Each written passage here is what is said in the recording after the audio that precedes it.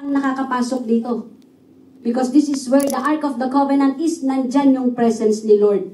The priests, hanggang sila ang nakakapasok dito. Okay? Hallelujah.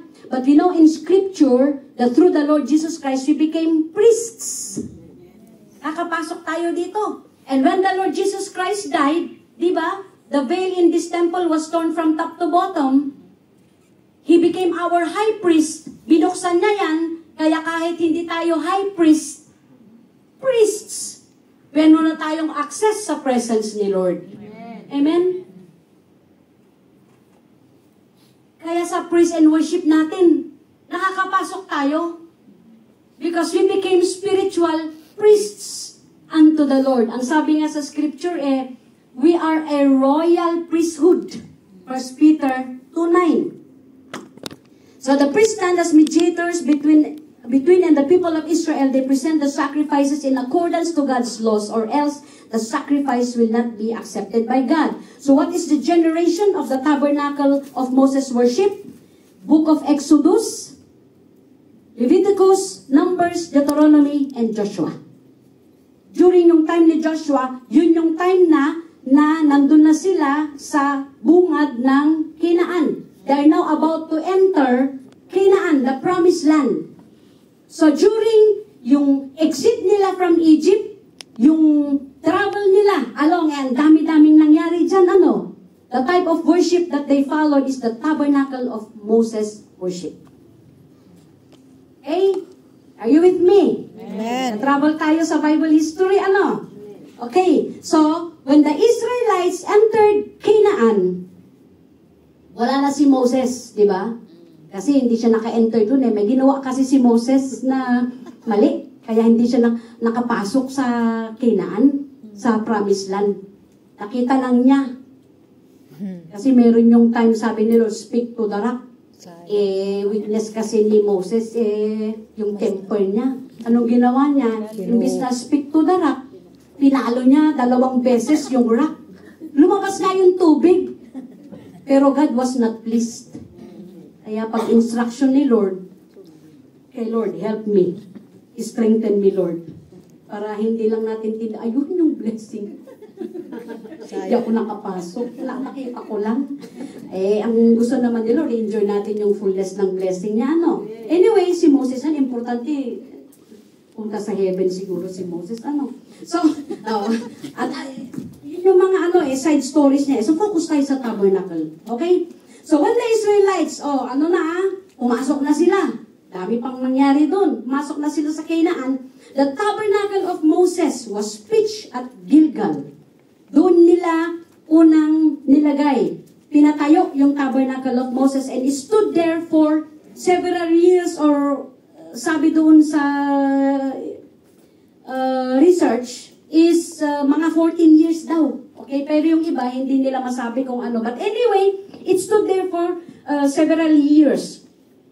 But due to land disputes, kasi nahati-hati na nga yung Canaan, di ba? Hinati-hati na through the leadership of Joshua, na divide na yung Canaan sa kanila. Nagkaroon sila ng land dispute. Kahit pala Old Testament, may nag-aagawan ng boundary, yung ba yung nililipat yung mga muhon? Ganon din nangyari doon sa Old Testament. But due to land dispute, it was moved to Shiloh. So from Gilgal, napunta sa Shiloh, which is a city of Ephraim on the north side of Bethel, and stood there for 369 years. Tagal din sa Shiloh. So Shiloh became the center of Israel worship. Shiloh means rest, or a place of rest, because of the presence of God in the tabernacle. Shiloh is also a prophetic name for the Messiah, the peaceful one. Israel entered into a state of rest, and where the Lord rested among them. Tagal yun ilang generation din yan 369 years. But after the death of Joshua, di ba? After nung Deuteronomy, Joshua, tapos sumunod sa Bible is Judges. Kasi nung namatay si Joshua, ang nag-lead na sa kanila, Judges. So we see yung Judges, nag-iba-iba na yan. Iba-iba na yung nire-raise ni Lord. Now, in between the book of Judges and 1 Samuel, nasingit yung book of Ruth. Bakit nasingit yung book of Ruth? Because it is in that book na pinakita yung genealogy ni Jesus Christ through the lineage of King David. Okay? So, Deuteronomy, Joshua, Judges, Ruth, love story yan. And it ended well. Yung lovers doon they live happily ever after. Amen. Tapos yung fruit pa nila, it was the Lord Jesus Christ. Amen. Okay? And, in the book, so tapos na si Ruth, ano yung susunod na book sa Old Testament? 1 Samuel. Now, in the book of 1 Samuel, makita natin doon si Eli. Eli now was the high priest over the tabernacle with his two sons, Hophni and Phinehas, together with the young men who did not follow the ways of the Lord and treated the Lord's offering with contempt. At that time, Samuel was growing up in the temple. Remember the story of Hannah? Second wife, tapos wala siyang anak. She cried to the Lord. Pinagkamala ni Eli na lasing. Parang sa inyo nga agsangit na parang lasing. Pagkamala, that was, how heavy the heart of Hannah was. She was crying and the Lord answered her prayer. And Samuel came kasi sabi niya, Lord, pag ako nagbilinis mo ako, I will offer my child and he will serve you. And so it happened. Lumaki si Samuel doon sa tabernacle under Eli's leadership. At that Samuel, okay. After a fierce battle between the Israelites and the Philistines, Israel was defeated and the Ark of the Covenant was taken by the Philistines because they brought the Ark of the Covenant to the battlefield. Okay, yun yung nananakaw na yung Ark of the Covenant. And the Ark of the Covenant is where the presence of God is being manifested. Yun ang physical throne ng Panginoon amongst the Israelites. So, siguro, narinig nila yung ginawa ni Lord noong, during yung time niya nga Sidyayan, yung river na kwan, they brought the Ark of the Covenant and the river was divided and they were able again to pass through. Narinig siguro nila yun, but that was upon instruction, yung instruction ni Lord yun. Eto, sila lang nag-isip. Siguro kung nangyari noon, mangyayari yun ngayon. Ganon ang sinabi nila. Okay? But it was not so nanakaw. So there's another story concerning the Ark of the Covenant, but again, sabi ko malisok sa tabernacle. So, this happened even before Saul became king. Kaya, also what happened to Eli, di ba namatay si Eli? Even Hophni and Phinehas, they were judged. Because they did not follow the instructions of the Lord. Sabi nga sa Bible, they even slept with the women na nag-o-offer doon. They were judged. Even Eli was judged. I heard Sister Jonelyn taught concerning this. Di ba ang nangyari nung nanakaw yung Ark of the Covenant? Eli was sitting outside. Nung nalaman niya na nanakaw yung Ark of the Covenant, yung pagkabigla niya, gumanon, nauntog yung ulo. Pero ang isang sinabi doon, ang taba-taba ni Eli. And in the Bible, God gave specific instructions for priests. What to eat, how to handle themselves. Bakit tumaba si Eli ng ganun?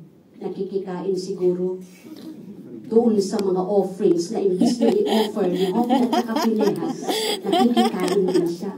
So they're eating what is for the Lord. Spiritually, the things that is of God, do not eat that. That is God's, that is holy. We need to give it to Him. We need to give what is due the Lord. Amen.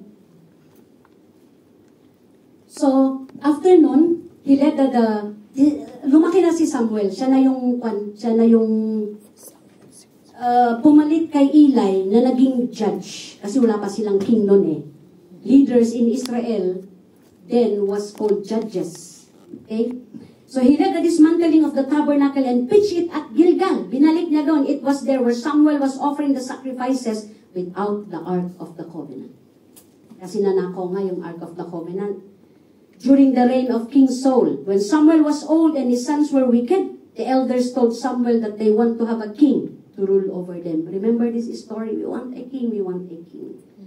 But you know, God is not yet ready to give them a king. That is not the government that God wants. Ayaw niya ng king. Nag-explain pa si Samuel, pero basta ang sinabi, sige, we want a king para wala na tayong problema sa susunod na mag-reign. Kasi yung what kind of government is that, yung king, tapos automatic, yung anak ang susunod pag siya yung namatay. I forgot that kind of government. Monarchical. Yeah, monarchical type of government. But we know that the type of government that God wants is theocratic. Just like Moses. He chooses the people. Hindi hierarchy. So it does not mean na, for example, pag ako namatay, wag muna sana. Mas bata pa naman yung husband ko. Baka biglang mag-asawa. Anyway, for example, it does not mean na pag ako, binalik ko na yung buhay ko kay Lord, automatic na si Jim yung anak ko ang magde-department head. Pag hindi siya ang tinawag ni Lord, si Lord ang magre-raise. Amen? That is our government, the theocratic type of it. It's God who chooses and raises. So, they asked for a king. So, Saul, a Benjamite, was chosen to be the first king over Israel until the Lord rejected him as king because of his disobedience. Ang disobedience na yung si Agag at saka yung Amalekites, kill them all. Wala, binalik niya yung si Agag doon. Saka yung mga matataba na animals. Parang prize, trophy niya feeling niya, papakita ko ito. But the instruction of the Lord is kill them all. I do not know, may nagsabi rin sa akin na sino yung ni Haman? Came from the line of Agag. Ako rin, ako amo. Kung si Haman din pinanggaligan ng Hamas. Di magkalapit lang siguro yung word doon. Anyway, King Saul ruled the nation of Israel without the Ark of the Covenant in the tabernacle. The next mention of the tabernacle is in 1 Samuel, where David went to Nob to Ahimelech, the priest. So, naging king si di ba, nire-raise na rin ni Lord si David. Okay? Imagine a leader, a king, who did not even think of the presence of God to go home in Israel. It's very dangerous to be in leadership not acknowledging the presence of God. Because we all know what happened to Saul. He died in battle. Ilang beses siyang, napahirapan. Because he just thought of the physical kingdom. He did not even thought of the presence of God coming home to Israel and going back to the tabernacle. Yun ang big difference nila ni David.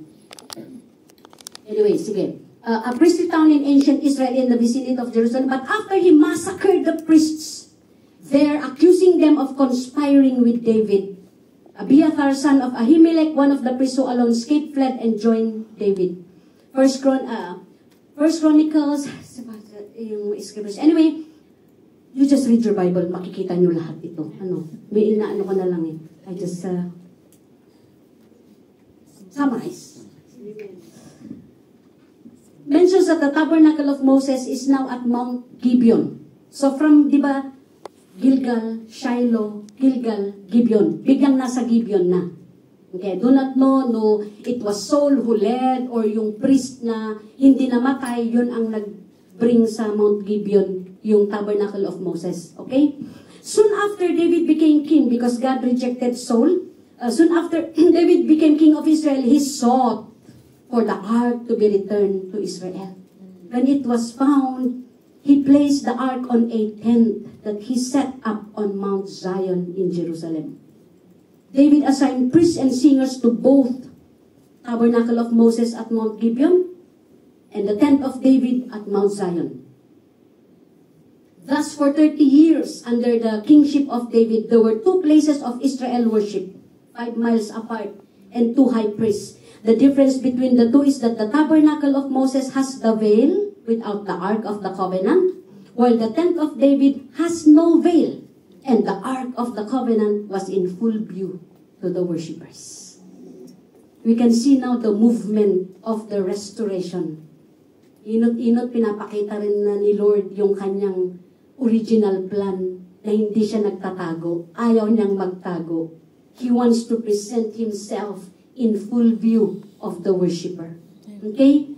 So, tuloy-tuloy yung tabernacle of Moses. Let's now go to the tent of David. It was in this time, so, altar worship, tabernacle of Moses, tent of David. It was in this time that the Israelites experienced a kind of worship that they have not known before. Because there was now the inclusion of music, because David was a musician. He's a singer. In-include na niya yung instruments and songs as an expression of praise and worship. In Acts 15:16 to 17, you know, this scripture was quoted by the Apostle James nung nagpipreach siya noon, reminding the people of what the Lord promised in Amos chapter 9 verses 11 to 12. Listen to this. Ito yung kinote ni James. After this, I will return and rebuild David's fallen tent. Hindi niya sinabi na Moses tabernacle or the fallen tabernacle of Moses, no. Ang pinofisay ni Lord na i-restore niya is David's fallen tent. What is the difference again of the tabernacle of Moses and yung tent ni David? Yung tent ni David, walang veil. When the worshippers offer the sacrifices and music, tinitignan nila yung Ark of the Covenant, the very presence of God. At yun ang pinofisay ni Lord na i-restore niya when the time comes. That the remnant of men may seek the Lord and all the Gentiles who bear my name.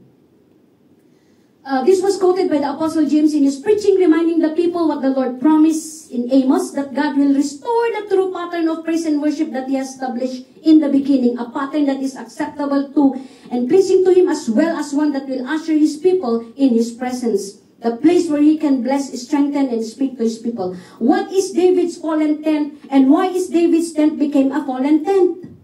Because the glory of the Lord from the Ark of the Covenant left the tent and settled on the temple of Solomon. So during the time of David, dalawa.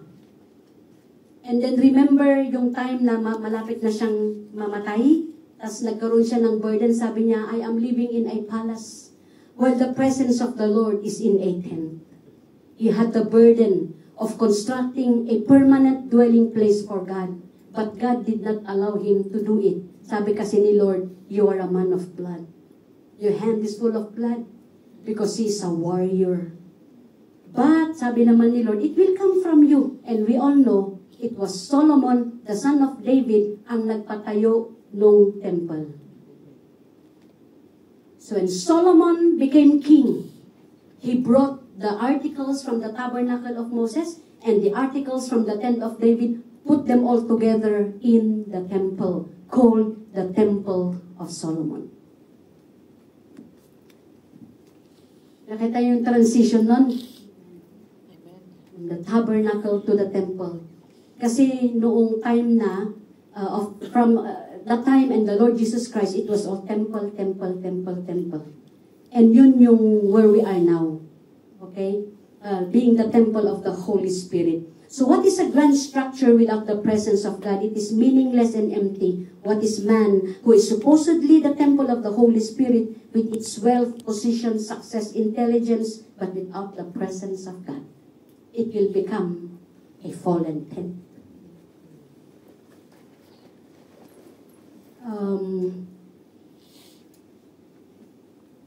Let's move on na sa the Temple of Solomon. Makita natin na fast forward na build na yung temple. It was also dedicated and the glory of the Lord rested on the temple. It was built on Zion, the hill on which the city of Jerusalem first stood.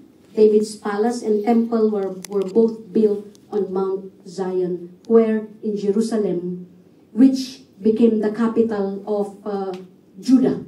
Kasi you know what happened? So napatayo na yung temple, they started to do it. You know, right? The offering continued, and the glory of God rested doon sa temple na yon. The temple even became Israel's identity. What kind of identity? That God is with them. That they are God's chosen people. Na pag may nag-a-attack sa Israel from then on, talagang ina-attack yung temple. Hindi lang yung palace, hindi lang yung, they don't just kill people. Talagang ang isang dinidestroy ng mga kalaban ng Israel is to destroy the temple, because even the unbelievers know that with the temple, Israel is unbeatable. Because God is with them. God will fight for them.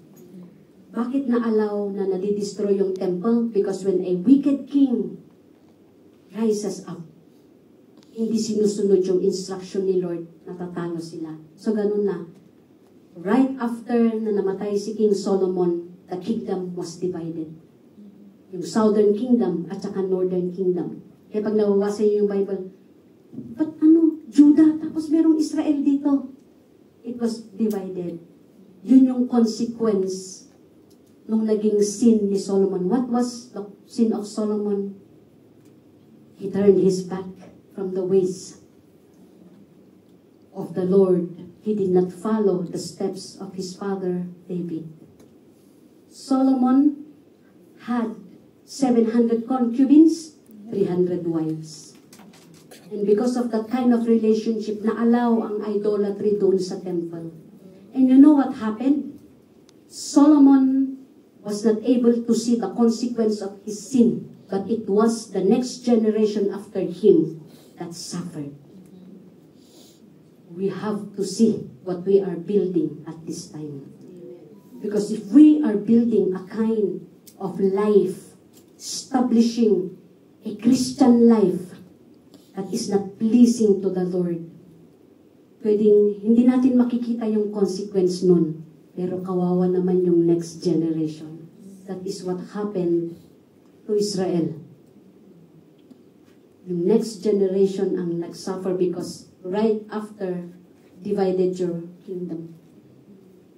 So ganun na, rise and fall, rise and fall, rise and fall. And it came to pass when Assyria rose into power, it defeated the northern kingdom Israel and scattered the people around its kingdom. Yun ang naging kung saan nag-umpisa yung mga Samaritans.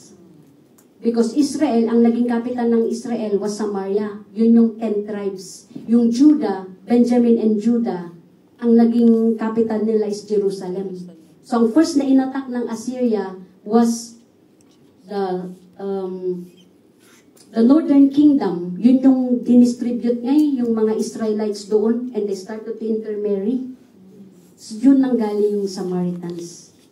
But if you will see the Gospels, Jesus was so interested doon sa mga Samaritans. You know, when he talked about worship in John 4:22-24, it was a Samaritan woman. Remember the Good Samaritan? Because kay Lord, Israelite talata, they were just victims, of poor leadership. Pero kay Lord, they are still His people. Lord Jesus Christ had special encounters with Samaritans when He was alive. Okay, and eventually, the nation of Babylon rose into power and conquered Judah. What happened to the temple? It was totally destroyed. And Jeremiah chapter 3 verse 16, that was the last mention of the Ark of the Covenant. It was totally destroyed. Yun yung nakuha yung mga Israelites naman pinunta sa Babylon. Kaya alam nyo yung mga ginawa nila ng kanta na by the rivers of Babylon. Okay, worldly kasi yung nagpan doon. Alam nyo yung sa scripture na yon, they were priests who were singing at that time. Kasi tinotont niya sila, sige nga, start to sing, sige nga, kantayin nyo yung mga kanta nyo sa Zion. Pero sabi na, paano kami kakanta? Kasi nung dumating sila doon, binitin na nila yung kanilang mga instruments. They're not using it. But you know, their enemy knows they are singers and priests in Israel.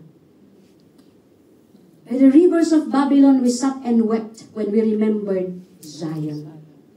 There on the poplars, we hung our harps, for there our captors asked us for songs. Our tormentors demanded songs of joy. They said, sing us one of the songs of Zion.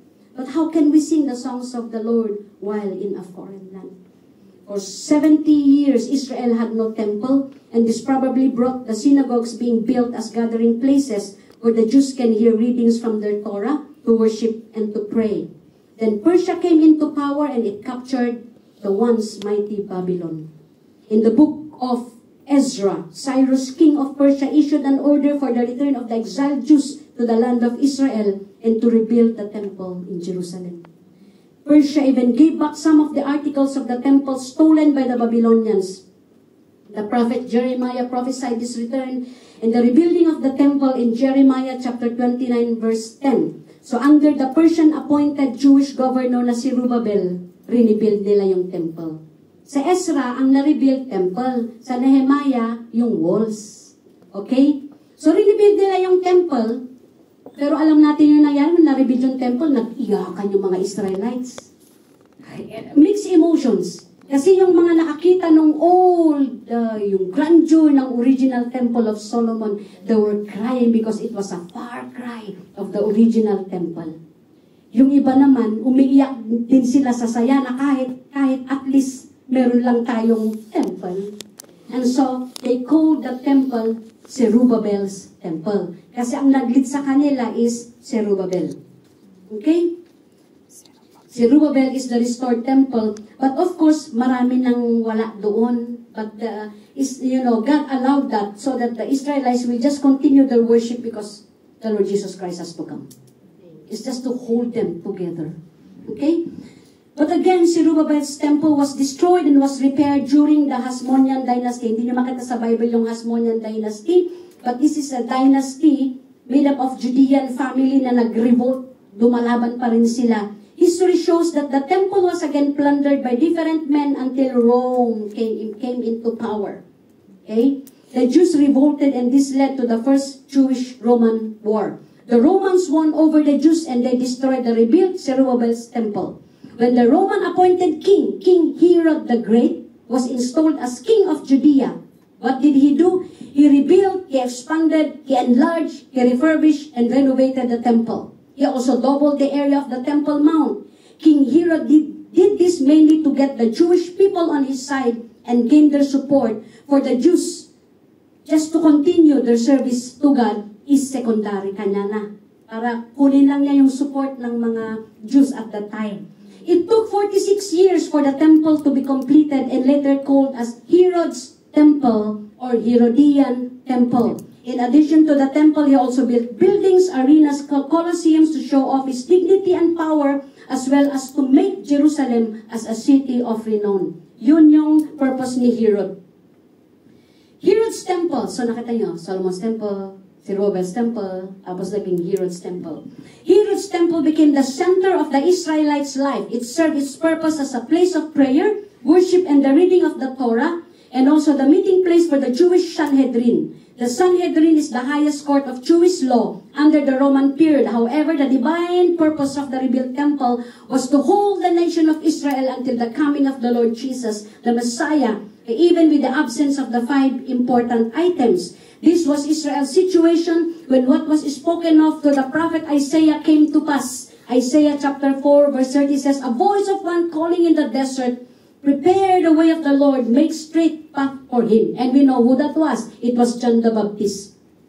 John the Baptist came preaching, repent for the kingdom of God is near. So the Lord Jesus, the Messiah, the Son of the living God, was born and became the Son of Man, who grew and lived a life of true worship. Herod tried to kill him but failed, so he killed every infant in Bethlehem. Yung Christmas story yun. The Lord Jesus grew, and in the fullness of time, he entered into the ministry that his Father gave him. That is the preaching and teaching about the kingdom of God. At one time during a Jewish Passover, the Lord Jesus went to the temple and found the temple courts became a marketplace. Remember that? But the temple sabi niya, why are you making my Father's house a den of thieves? I-recognize na yung temple still his Father's house. Kasi hindi pa niya nagawa yung yung purpose niya eh. Okay? But the temple still according to his Father. The Jews expecting the Messiah to restore the physical temple. But the Messiah came to restore the true tabernacle and the temple of God, the believers. Amen. Jesus answered them, destroy this temple, and I will raise it again in 3 days. Nasa John 2:19-21 yan. And the Jews replied, it has taken 46 years to build this temple, and you are going to raise it in 3 days? But the temple he had spoken of was his body. So Jesus Christ is now presenting himself.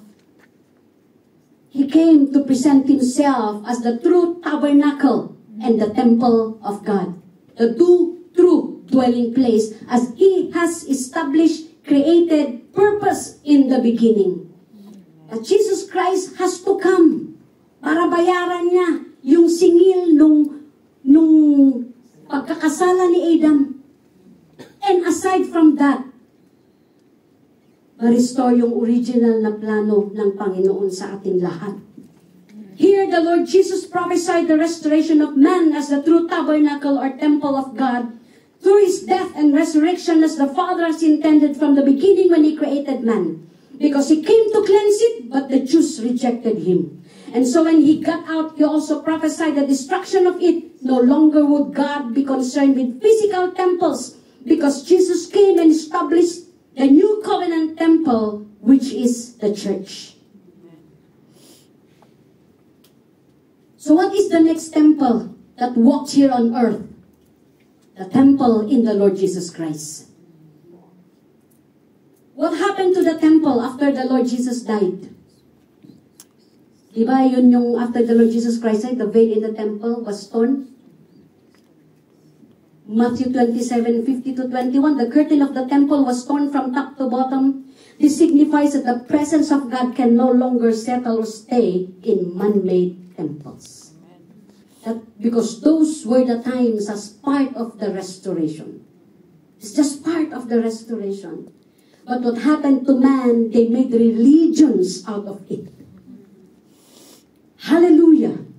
Oh, Harabashande. God gave the Jews 40 years to repent, but they repented not. They did not recognize the red veil in the temple when Jesus died that signified the total depart of God's presence. The Old Testament priesthood or system was carried on in the temple, that the red veil was sewn back to the abomination of what the Lord Jesus Christ did. In AD 70, according to the prophetic word of the Messiah, Herod's temple along with Jerusalem was destroyed again by Titus' army, a Roman emperor. He was tasked to put an end to the Jewish rebellion that started the Jewish diaspora. You know, yung diaspora, yung distributed na naman, yung mga Israelites from where they should be living.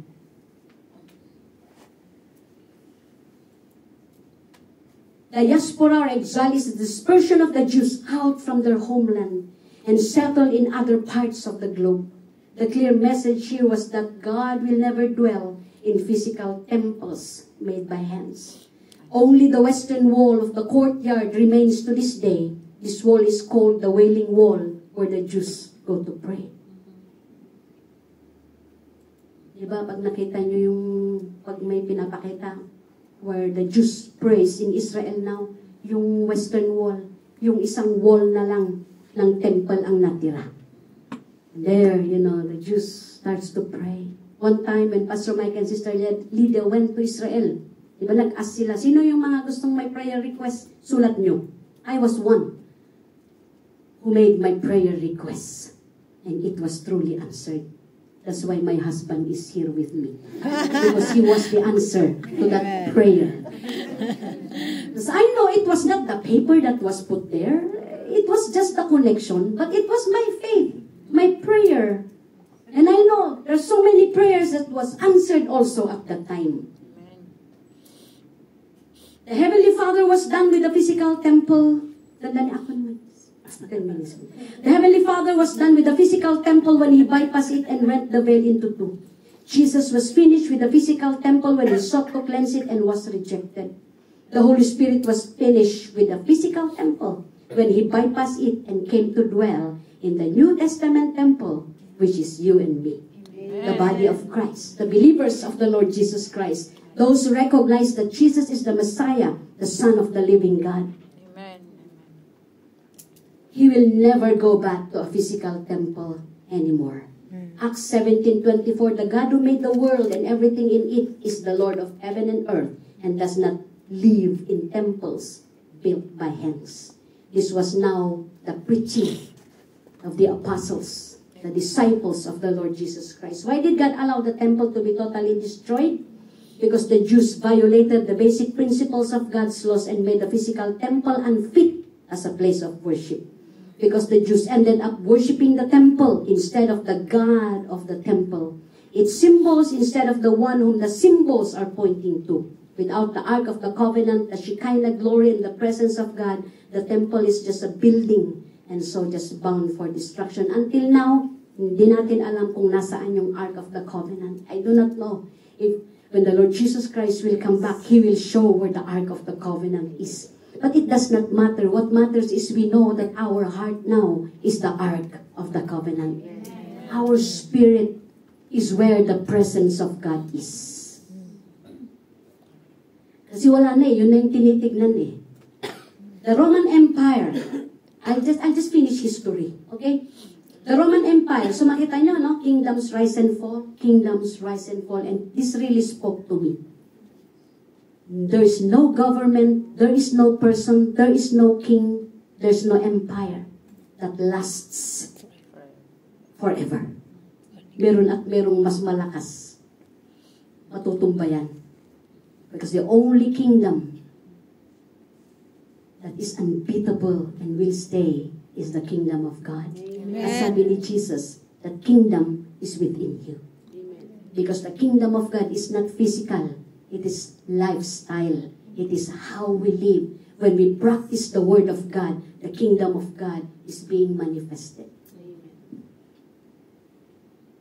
So the Roman Empire was succeeded by the Byzantine Empire, which is the root of the Catholic religion, or Roman Catholic, which was composed of the Roman Eastern provinces when the Western provinces was conquered by a barbarian chieftain. But the Byzantine Empire was also taken over by the Ottoman Empire. Ano yung Ottoman Empire? Ito yung Turkish Empire. Yung Turkey ngayon. Okay?